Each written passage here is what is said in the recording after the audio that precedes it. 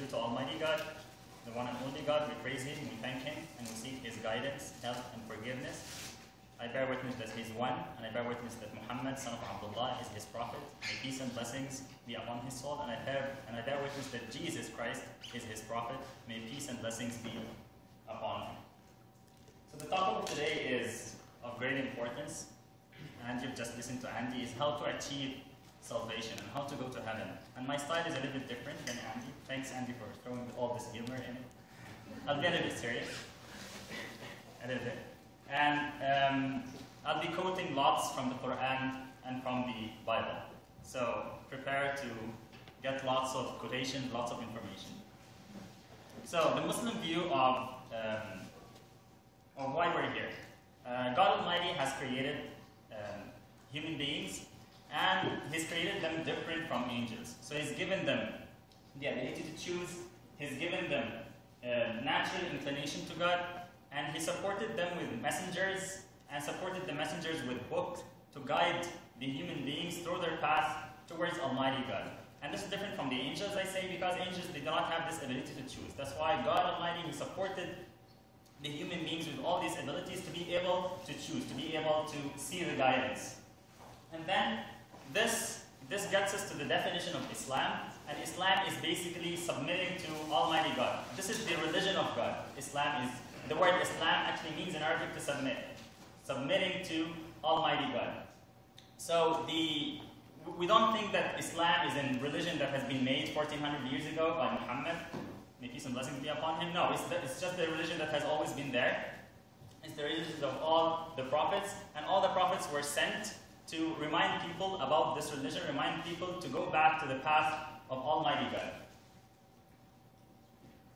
So how do we achieve salvation in Islam? The first thing we have to do is that we have to believe in Allah, and we have to believe in His prophets, and we have to believe in the way that the prophets have prescribed this for us. So this way, according to us, is the way of Islam. It's the way you have to believe in Allah, you have to believe in His prophet. If you do not do this, you cannot achieve salvation no matter what. And then next, you have to follow the prophets. You have to follow Prophet Muhammad, you have to refrain from doing evil deeds, and you have to be doing good deeds. And then further, just like Andy said, we're all broken, we all commit sins. So what do we do after we commit sins?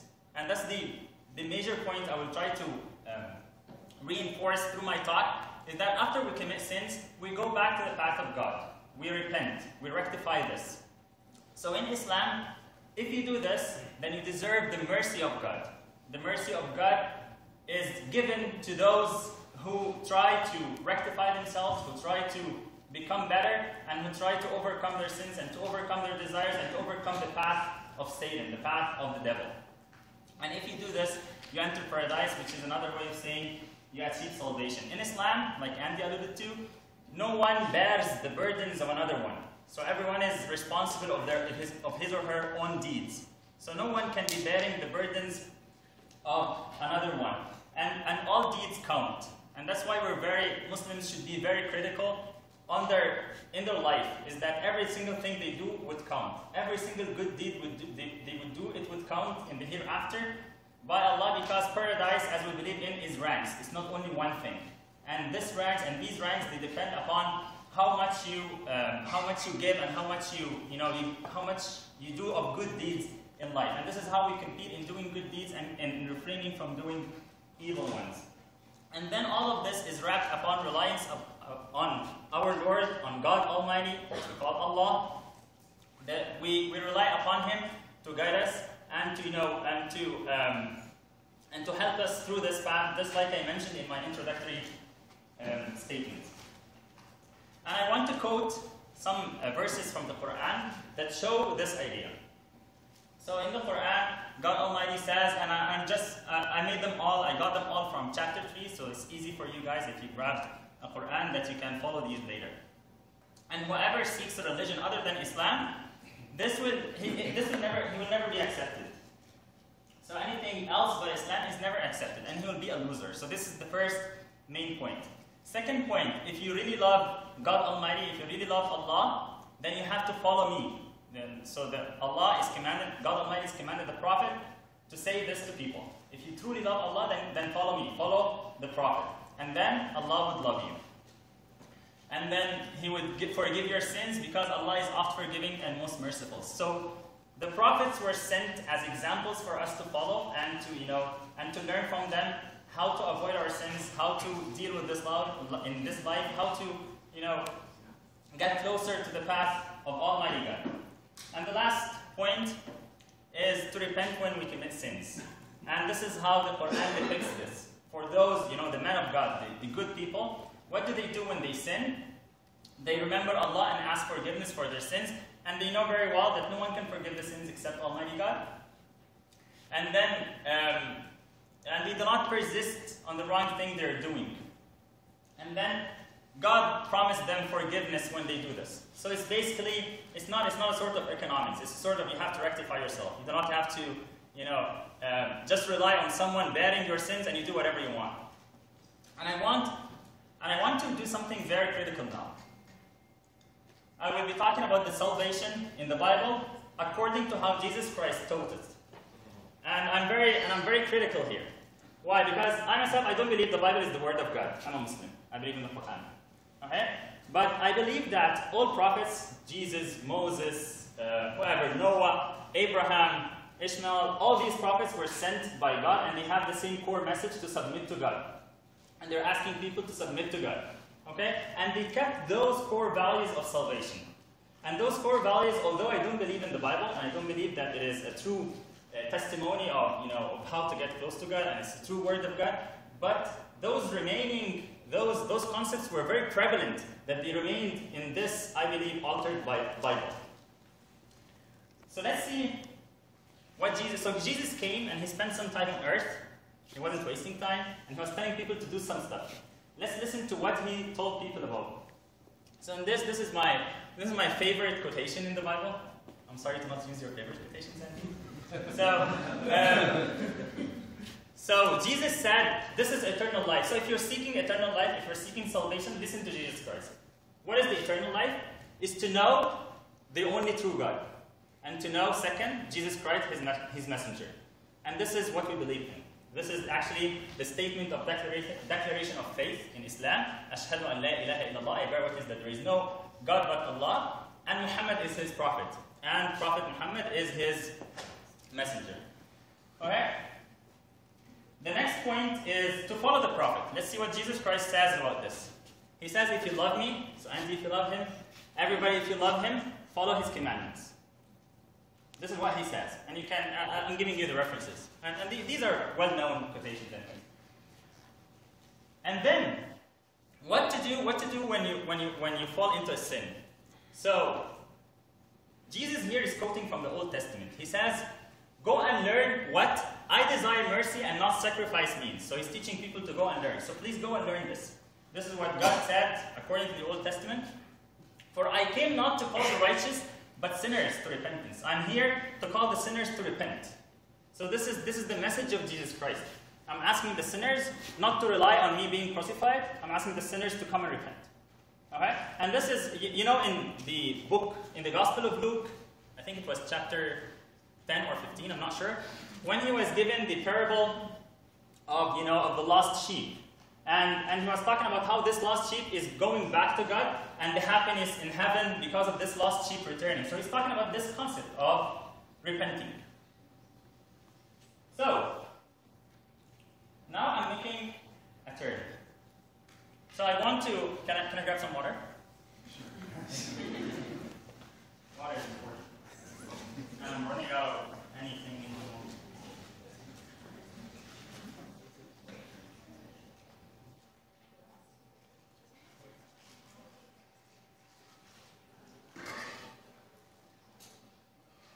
home. Okay. So this is what Paul preached. And this is exactly what Andy said. Had nothing to do with Jesus Christ. Let's listen to Paul. So Paul says, through the sin of one man, the many were made sinners. So through the sin of Adam, in the very beginning, the original sin, the many were made sinners. And this is the concept of original sin. And we're now reading the doctrine of current Christianity. But it doesn't fall back to Jesus. It falls back to Paul. without the shedding of blood, there is no forgiveness of sins. I'm not sure if you mentioned this, Andy, but this is an initial concept in Christianity. That blood has to be shed. This is one of the reasons why Jesus has to be crucified. And then he says, there is no one righteous, not even one. And this is what Andy was saying, we're all broken. Okay? But now, the Bible doesn't say if we're all broken, then someone has to pay for us. But this is what Paul said. So now we're all broken, no one is righteous. So the direct consequence is that God, because He's loving, then He will be paying for this. Redemption came for free by Jesus Christ. So this is the free redemption. So the need of crucifixion. Is it crucifixion? I'm sorry. Crucifixion, right? It sounds like fiction, but no. Okay. It's crucifixion, right? Yeah, I'm not offending, right? Yeah. Okay. I don't trust my English that much.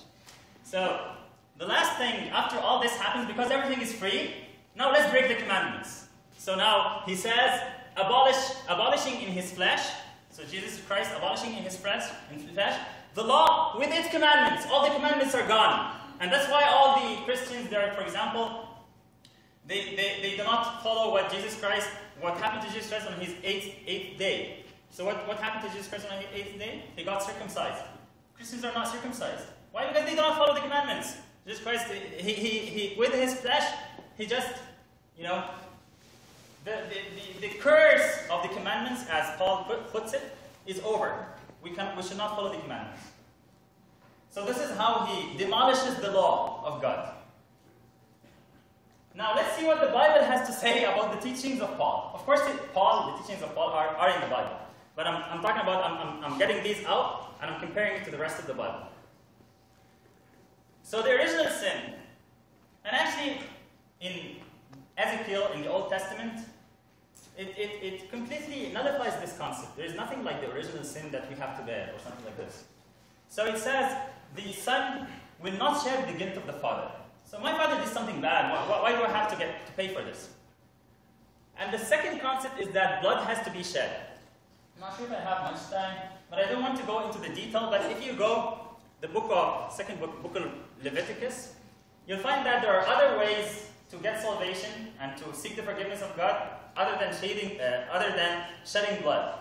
And actually, I've just told you about this quotation that I want mercy, I don't want a sacrifice. The sacrifice is not the important thing. And this is actually in the Quran. We have a feast when we practice sacrificing an animal, actually like killing an animal or sacrificing an animal. This is a practice that goes back to Abraham, and we're doing this like we're following him. And we do this sacrificing this is just an act of worship that we do it to get closer to Almighty God. And then in the Quran, in Surah Al-Hajj, God Almighty says something very important. لَنْ يَنَالَ, and I'm sorry to say it in Arabic, this is the Quran. لَنْ يَنَالَ اللَّهَ لُحُومُهَا وَلَا دِمَاؤُهَا وَلَكِنْ يَنَالُهُ التَّقْوَى مِنْكُمْ. So the thing that reaches Allah is not its blood, it's not the blood of the animal, and it's not the flesh of the animal. What reaches Allah is the feeling that you have in heart, is the fear of the heart, is the piety in the heart. So it's why you're doing this action. And this is the concept that the Bible is strengthening. He wants mercy, He does not want a sacrifice. He does not want a sacrifice. So there's no need for crucifixion, and I want to wrap all these three with one beautiful quotation in the 2nd Chronicles, where God says, and listen to this, if my people who are called by my name humble themselves, so if the people humble themselves, and if they pray, and if they seek His face, and turn from their wicked ways, if they repent, then what would God do? I will hear from heaven. God hears from heaven. God doesn't have to fall down and get crucified for Him to be able to forgive. God hears from heaven and will forgive their sin and heal the land. This is the concept. This is exactly the concept that we have in the Quran. And it's the concept that we have in the Bible, but not in the epistles of Paul. And then ignoring the law. Let's see what Jesus has to say about ignoring the law. Jesus Himself said, I didn't come to ignore the law. I didn't come to abolish the law and the prophets. I came to fulfill. And when He was approached by a person and He was asked by that person, and I want you to listen to his answer. The person was asking Him, what do I do to get salvation? How do I achieve eternal life? If you ask Andy this question, he will tell you have to believe that Jesus Christ died for your sins. But Jesus didn't say this. What did he say? He said you've been reading the commandments, you've been reading the scriptures. What did you read? So he said that the starting of the commandments, that you have to love God Almighty with your heart, with all your heart and all your strength, and the commandments. So Jesus Christ said, and be good to your neighbor. And this is in the book of Luke, chapter 10. So he said, it's in the Gospel of Luke, sorry, Gospel of Luke, chapter 10. So he said to that person, you've answered correct. So this is the way. You follow the commandments. And then he said, do this and you shall live. So this is simply the teaching of Jesus Christ. Another problem is, which doctrines do Christians follow? Is it like Jesus say, and he's quoting from the Old Testament again, these people honors me with their lips, but their heart is far from me. In vain do they worship me. They are teaching as doctrines the precepts of men. They are not teaching the doctrine of God Almighty. Somebody has written these doctrines for them, and they are teaching it as if it's the doctrine of God now. And the problem, which I expected Andy to talk about, and of course he did, is that Christians, they feel that there's some contradiction between mercy and justice. Where, justice is squeezing to get the person punished, and mercy is saying, no, we shouldn't get the person punished. So the Christian way of implementing both, it actually nullified both. So what is justice? Justice is that if I do something wrong, I get punished. If someone else gets punished, this justice was not implemented. Okay, so if I do any mistake, and then, instead of punishing me, you punish someone else, then this is not justice. This has nothing to do with justice. And at the same time, this has nothing to do with forgiveness. It's like the judge, he wanted to punish anybody, so anybody has to be punished, and you actually said that forgiveness has to be free. But the way here, so it's like God cannot forgive people. He has to punish somebody. So now he didn't forgive, he didn't do forgiveness, and he didn't do justice. So you're actually breaking both. You didn't reconcile at all. Justice is not just punishing. Nobody ever thinks that this is not logical. Justice is not just punishing. So the way we reconcile this in Islam is that this is balanced by the wisdom of Almighty God. So He puts things in their correct places. They do not contradict one another. The attributes of Almighty God, they do not contradict one another. Almighty God says in the Quran, in a beautiful surah, in Surah Al-Zumar, قُلْ يَا عِبَادِيَ الَّذِينَ أَسْرَفُوا عَلَى أَنفُسِهِمْ لَا تَقْنَطُوا مِنْ رَحْمَةِ اللَّهِ. So say, he's talking to Prophet Muhammad, my servants who have transgressed against themselves. So those broken people, what should they do? He says, لَا تَقْنَطُوا مِنْ رَحْمَةِ اللَّهِ. Never despair the mercy of Allah, the mercy of Almighty God. Truly He is, verily Allah forgives all the sins. Truly He is oft forgiving, and He is the most merciful. And then, this is something very important, and it's a message for everybody. And sincerely turn in repentance. It's the message of the Quran, message of the Old Testament, message of Jesus Christ in the New Testament. Turn in repentance and in obedience and submit to Him before the torment comes upon you, before the punishment befalls you, and then you will not be helped. So, I will wrap up my talk with this, is how do we repent? Like, if I know now I'm a sinner, how do I get back to the path of Allah? First thing, of course, you have to believe in Allah and His messengers and so on. You have to become a Muslim. But even for Muslims, how do they repent? Yeah, you have to become a Muslim. Sorry. Okay. So for Muslims, when we make something wrong, I make lots of mistakes. So how do I fall back? How do I go back to the path of Almighty God? So the first thing that is prescribed for us is stop committing the sin. So you have to refrain from committing the sin. It doesn't make any sense if you say that you're back to the path of God and you're still sinning. And you should regret this sin. You should have the bitterness in the heart that you have disobeyed God. And you should have the will in the heart and the determination not to return that sin. So what if you fall again? You just go into the process again. And this is a self-rectification process where people try to become better, where people have some sense of responsibility of what they're doing. And now these are for the sins that have vertical that are vertical, nature, it's between you and God. But if it is something that has a horizontal nature, like it's a sin, it's still a sin. If I insult a brother of mine, if I insult a friend of mine, if I insult a person, for example, if I rob a person, and now I want to repent because it's still a sin, what do? I have to go through these three, but still I have to rectify what I did. If I rob the person, it's not enough that I go to the mosque and pray to God to forgive me, even if I really, I feel the bitterness and everything and I want to do it again. I have to return the money. So this is what has been prescribed for us in Islam for repentance. I think it's 20 minutes. I'm very thankful for you guys for coming here and learning about this. And I'm thankful for Andy for his time. I'm thankful for the organizer. Thank you very much.